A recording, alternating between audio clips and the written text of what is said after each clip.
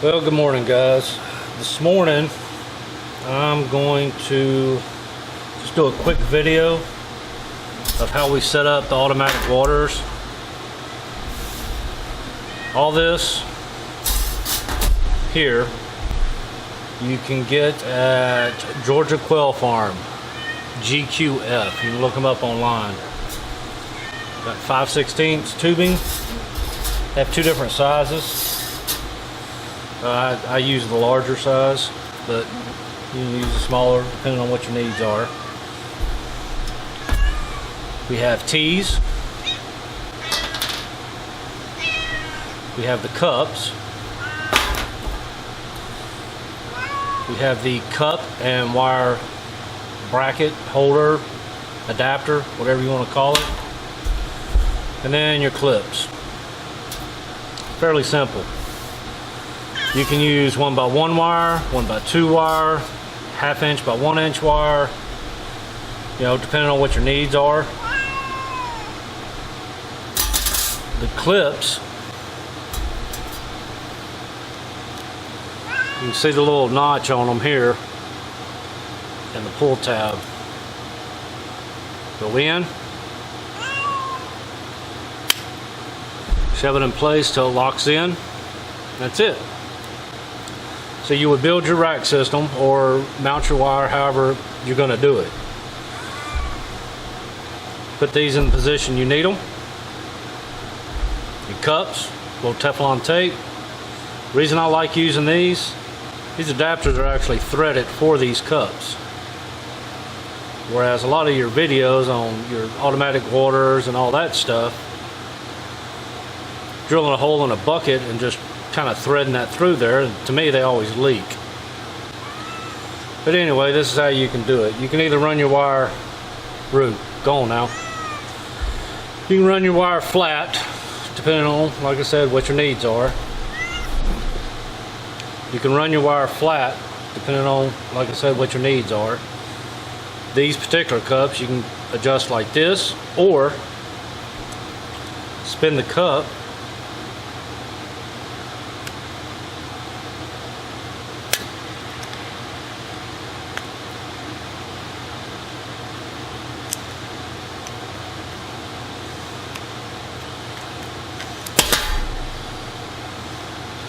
now. They work if you're running your wire vertically.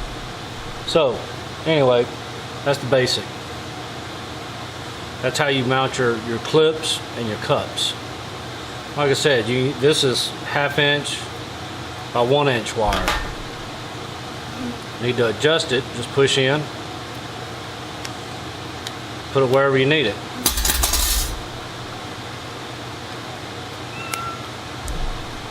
You know, it attaches in many different ways, many different fashions, depending on what your needs are, depending on what wire you have. Now, I wouldn't go bigger than, say, 1x2, because then you lose your support for the back. You know, if you mounted it like this, and this was, say, 2x2, you would have no support. Anyway, how you do it. Your tubing, say you're running multiple connectors, you would have a T for each one, obviously cup for each one. Run your short pieces of tubing between your T's, and you would attach them with your clips. Easiest way I found to do this, to get your clips,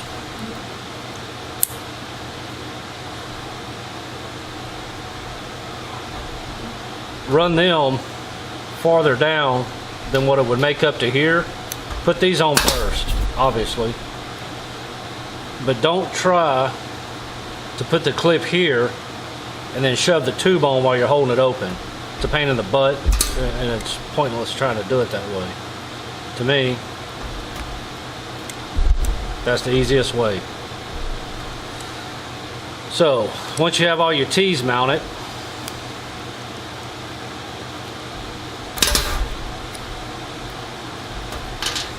Now your T's would attach your cups.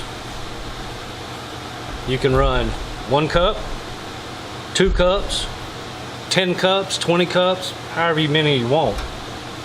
On your last cup, there is no T.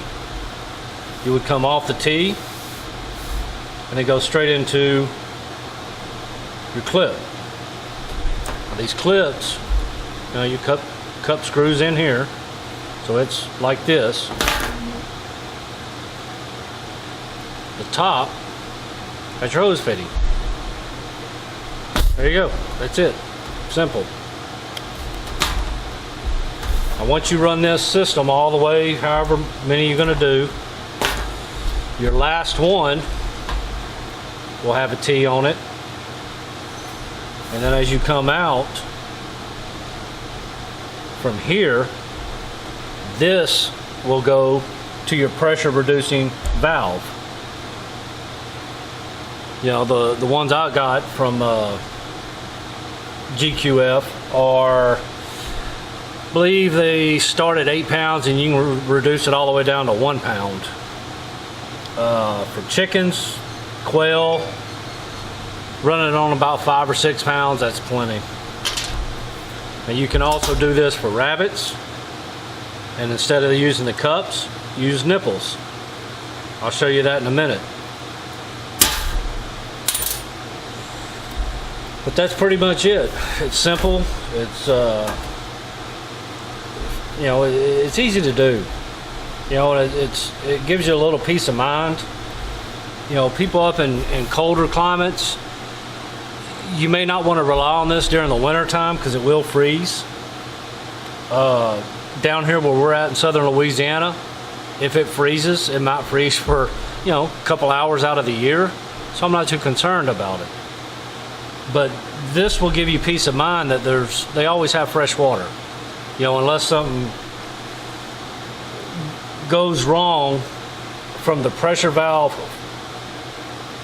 back towards your waters, you'll always have water. The chickens we have on these are from Bantas all the way up to larger breed chickens, and they have no issue with it. They don't break it. I haven't had them leak. It's just good quality products in my opinion so far. I haven't had any issues with it. And that's about it. It's pretty simple. It's pretty basic. I'll show you a different system. This is what I will be using for the rabbits.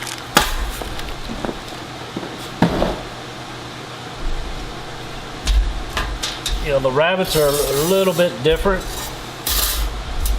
because of the nipples that I use. What I will end up doing is getting a 5 to a 10 gallon food grade bucket or barrel. I will use that as my water reserve. I'll have a float valve in it that comes off the main water line, which you can also get your float valves at Georgia Quail Farm. So that float valve will continually fill up that water barrel. I will plumb 1/2 inch pipe coming off the water barrel, going down the back of the rabbit cages, and attach these where I need them with that 1/2 inch piping. Already threaded for the nipples. Again, I believe, if I'm not mistaken, I got these at the Georgia Quail Farm as well. So that's the easiest way I found to do it. Run all this stuff outside of your wire. Back of the cage, rabbit cage, run everything on the outside. It's just your nipple sticking in. And that's it. But it's not on a main water line where if it's got any kind of pressure on it whatsoever. So the likelihood of it breaking, say something happened to your main water, you still have 5 or 10 gallons in your actual barrel that you're gravity feeding these to. So your rabbits can go a week or two with the water shut off, as long as your barrel was full initially. So that's what I'm gonna end up doing. I haven't done it yet. I'm still in the process of finishing everything up. The quail brooder, I'm gonna redo that on the big vents. My last video, I told you I was gonna kind of redesign that. The brooder, we use feeders and waters on the inside. And what we've learned, which anyone that has quail know this, quail are messy. They're probably one of the messiest birds you can raise. And baby chicks can get messy. Well, that brooder, that's all it's going to be for, is either raising chicks or raising quail for butchering. So we're going to have an automatic water and food system on the outside of the quail. And I'll show you that one as I build it. I have the parts here. I really don't feel like dragging it out right now because they're all put up. But that's what we'll end up doing. We want to make it as easy as possible for taking care of the animals. So from our feed bin, when you go out, from our feed bin to any animal feed or water spot, you're not taking more than 8 steps. You know, it's 12-foot max that you're going to walk in any direction to feed and or water any of our animals. The quail in the brooder, the quail in the breeding pens, the chickens, and the rabbits. Everything is fed and watered in that area. And even our dog has an automatic water dish out on the fence. So we wanted to make it easy. We do like traveling, and you kind of feel guilty asking someone to come take care of your animals while you travel. So the way we set it up is the absolute easiest way possible for anyone. I mean, a child could come do this. You know, make sure the water's on, make sure none of the hoses are broken, and if they are, just turn the hose off and they have the reserve buckets. The feed is pretty much automatic except for the rabbits and the brooder, which we may end up working on that some too. So that's how we're doing it. Just trying to make it as easy as possible for anyone to be able to take care of the animals. 98% of the time we're home. I work pipeline, so I'm away from home quite often. The wife is a teacher.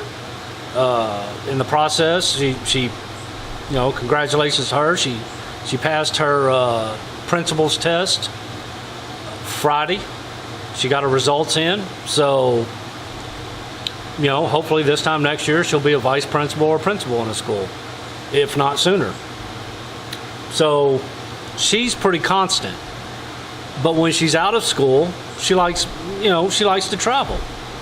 You know, there's so much to see in this country. You know, a lot of people spend a lot of time and a lot of money going overseas.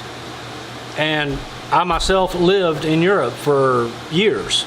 And I saw a lot of stuff that most Americans only read about in history books. You know, I've eaten in restaurants that the actual building was older than the United States. And that's great. That's fine. It was wonderful. It's an experience that I loved and I cherish, and I wouldn't change it for anything. But there's so much to see in the United States. It's just unfathomable that people cannot spend a lifetime just traveling the United States and seeing something new every time they travel. And I realize there's a lot of people that they can't afford just to travel all the time. You know, me, I'm lucky. I work pipeline, or I work in the pipeline industry. I do computer work for drilling companies, and I get paid to do it. So essentially I get paid to travel all over. The wife, she wants to travel. If she wants to travel in the area where I'm at, then basically all she does is pay for the fuel to get there. Or, you know, we pay for the fuel to get there and that's it. She stays with me. All my expenses are covered when I'm on the road. So that's how we're able to do it. I know some people can't do that, but long and the short of it is, there's a lot to see here. We enjoy traveling, so we wanted to make this easy. So that's what we've come up with. So hope you enjoy the video, and we'll see you next time.